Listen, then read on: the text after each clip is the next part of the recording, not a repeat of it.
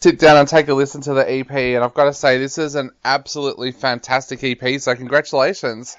Oh, thank you. That's too kind. So I was wondering if we could start off by talking a little bit about how Vilify formed as a band, because of course most people would know you from the Beautiful Monument. So how did Vilify come about?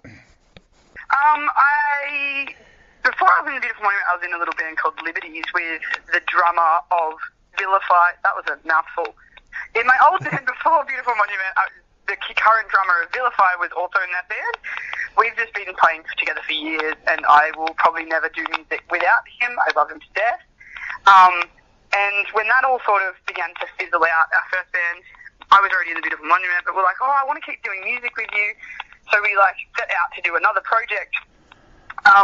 We're like, oh, well, there's only two of us. We definitely need another person.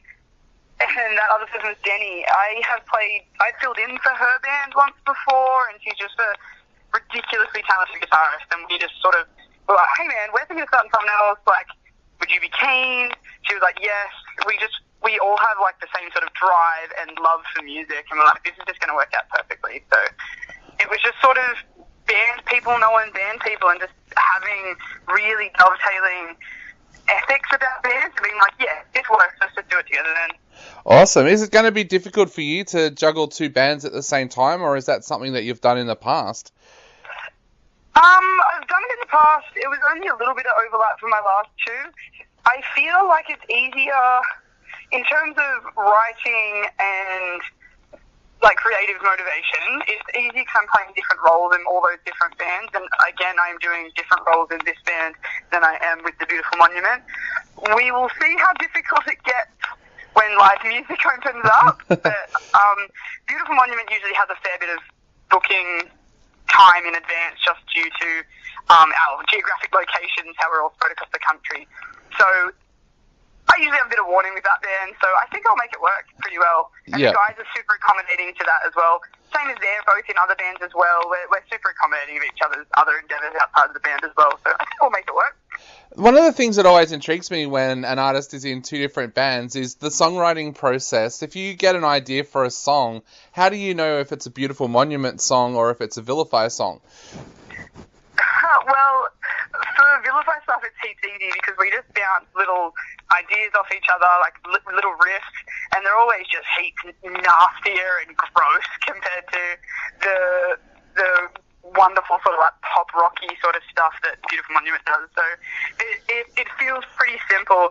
Only once I wrote a song that's on this EP. I originally was writing Forgiveness with the intention of it being for the Beautiful Monument, but it ended up a little bit heavier and a little bit more personal that I had to keep it for this project because I needed to sing on it, to be honest. But Yep.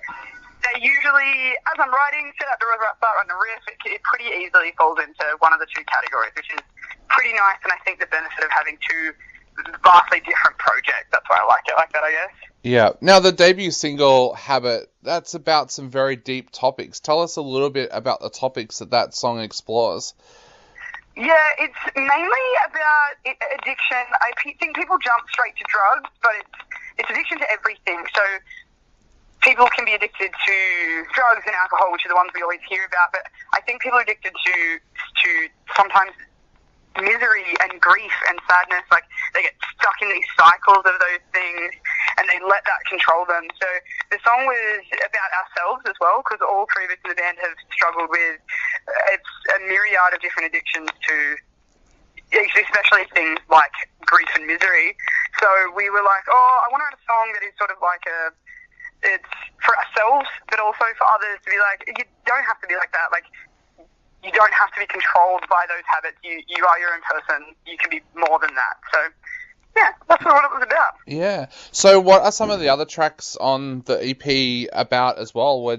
Did you choose personal things for all of the tracks, or what are the other tracks inspirations for the lyrics? So the tracks I don't set out with the intention of, we write music first, always just write music first. I think it's because we all started as musos, and the way the song feels is that's how we go with lyrical content as well. And we even discuss that together. We go, this one sort of feels like this to me, what do you reckon? Yeah, and I'm like, alright, cool. And then we set out to write it like that. But the other ones, not about the same stuff. They're all in the same area, Most of the EPs sort of around like self-worth, and it sounds awful, but the opposite of that. So a lot of the songs are about how, like, not seeing yourself highly. Like, there's a song called Decay, which pretty much just goes, I'm a big dickhead and I hate myself. But it's just about expressing that so you can get it over and done with and get on with real life. So there's one about that. There's one about learning to forgive yourself for mistakes. There's a few things on there, but they all sort of are around that idea of self-care, if that makes sense. Yeah. So how difficult has it been to put this EP together during the COVID restrictions? Like, it must be an absolute nightmare starting out with a new band when we've got so many restrictions on us. Yeah, it was really painful because this has been a long time coming. We had a couple of songs written for quite some time, well before COVID. So the EP was ready to go before COVID sort of hit, and we were booking it in for recording, and then COVID hit. So it's sort of affected us in a weird way. It's just sort of like stopped the tracks, but we hadn't really started, so it didn't have as big of an effect as I imagine it has on some people. But it just meant that recording was a little bit strange for us because we had to go to Sydney for it. But we were going to not go to Sydney, but we got in there in the middle there when it wasn't as bad in Australia. But we had all our videos got cancelled, which was, I guess, what everyone's having. It allowed us to have to take on a little bit more of the heavy lifting in terms of creative stuff, which was cool. So the videos we've done for this EP, we all just did in my lounge room with a couple of beers, and it was an experience. So it was just a little bit different than what we pictured it. Yeah. But I'm really, really happy with how it's going. I think we've made the most of what we could have. So yeah. Tell us a little bit about those videos, because recording in your lounge room would be pretty difficult. So how did you go about that, and how did you get the creative juices flowing to come up with ideas that you could film in a lounge room? Yeah, I have done like another video because I do music videos sometimes for people as well, but I had done one before in the lounge room, and I was like, I've done 2 different lounge rooms, and I was like, I can make this work in small spaces. Like, I know I can make it work, but I just wanted to have something that was still visually enticing to people, but also still connected with what we were doing in a way. So we're like, what can we do? What are the resources we've got? We need to make this work. So it sort of got all like shuffled back last minute, and we're like, damn it, okay. So the artist that did the album artwork, Arabella, she was the original person that was like, how about tarot? And I was like, yes, this is something I feel really passionate about, but I just didn't know if we were going to. I didn't really intend for it to be part of it, but she was like, she gave us this beautiful artwork really early on, and I was like, man, that's perfect. I'm going to run with that.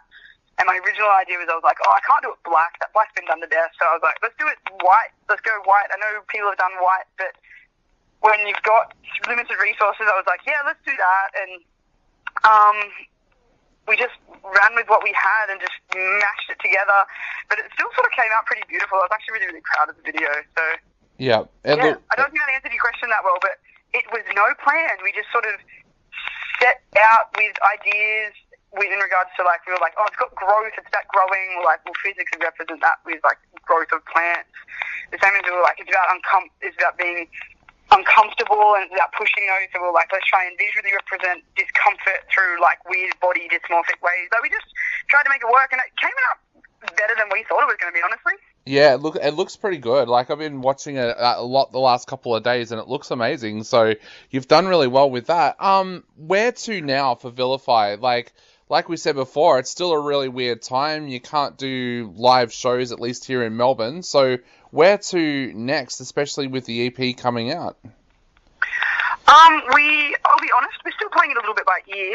We've never stopped writing those. I think that's something that really resonates heavily with this band, is we love that process. We love writing, we love sharing ideas. So we've still got more music. We're just going to keep making that until everyone gets sick of it, and then we're going to still keep making it.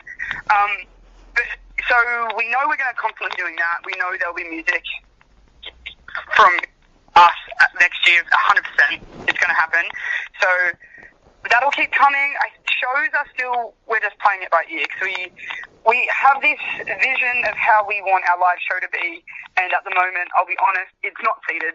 We know how we feel, we know how we perform, because we've all performed together before, and it needs to be standing up, it needs to be king hitting your best mate and then kissing him about it. So we're going to wait it out. We're going to see how it goes. And when the timing's right, we're just going to jump straight in. Awesome. Well, I guess to finish up, is there anything you would like to say to our listeners out there before they check out the EP when it comes out on December 4? Look after yourself. This year has been mental. Everyone's been in some of the worst positions they've been in their life, in finances, in mental health. This EP is sort of my and the guys' way of like saying we feel it too. Just look after yourself. That's all. Awesome. Amy, it has been an absolute pleasure chatting to you today, and I definitely cannot wait to see a Vilify live show sometime in the future. Yeah, thank you so much, mate. It was a pleasure talking to you as well. Not a problem. Have a great day, and hopefully we get to talk again soon. Yeah, 100%. You stay safe, mate. You too. All right. Bye. Bye.